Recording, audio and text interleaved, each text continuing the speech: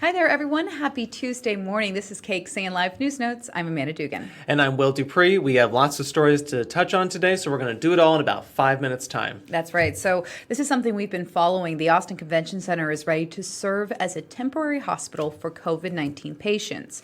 But here's the thing. Local health leaders say it will not open today. Which is what was initially planned, we should point out. They say there aren't enough patients in our local hospitals to warrant opening this field hospital. Taking a look at the numbers now, though, there are 476 people hospitalized in Central Texas right now. And you can see the number has continued to go down.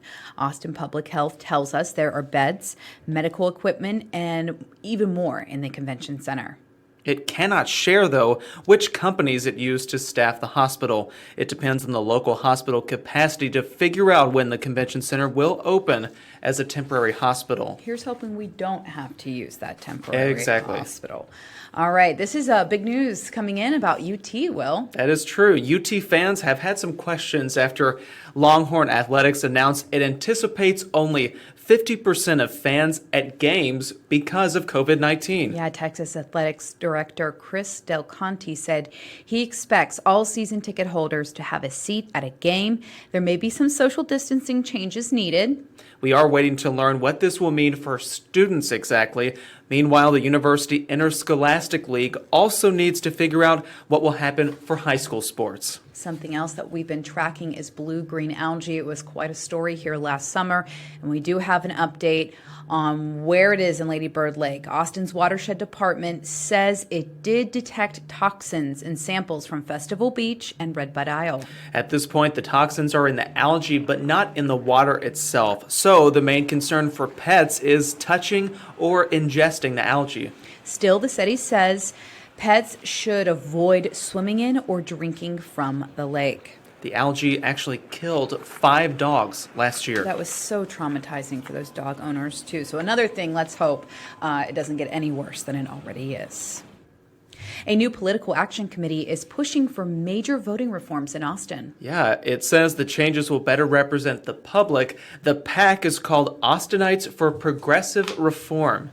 It wants to allow more people to donate to local campaigns through vouchers, eliminate low turnout runoff elections, move mayoral elections to the same year as presidential elections, and allow the mayor, not the unelected city manager, to oversee city government.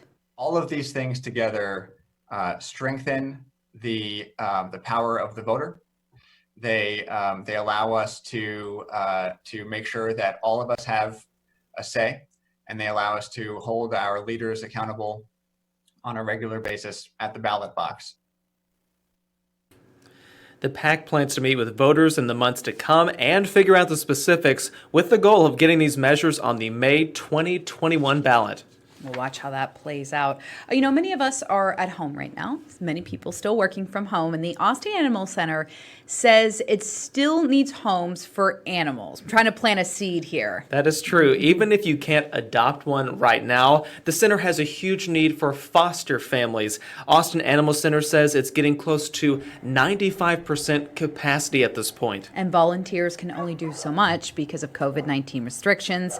Right now, only 4 volunteers are allowed on site. Before the pandemic, it was about 40. Wow. Well, for the 6th year in a row, KXAN is partnering with animal shelters all across Central Texas to find homes for pets in need. This year's Clear the Shelters campaign runs through the month of August. It will be virtual. And hey, you can find out more information at KXAN.com if you would like to have, you don't have to adopt. Like we said, you can foster a little kitty or puppy just so that the animal center can make sure they can help as many animals as they can. That's so true. I've seen actually some friends who have fostered at this point. So it's interesting to see that people are stepping up in that way. I like it. All right. Thank you for joining us on KXAN Live News Notes. I'm Amanda Dugan. And I'm Will DuPree. We'll see you back here tomorrow.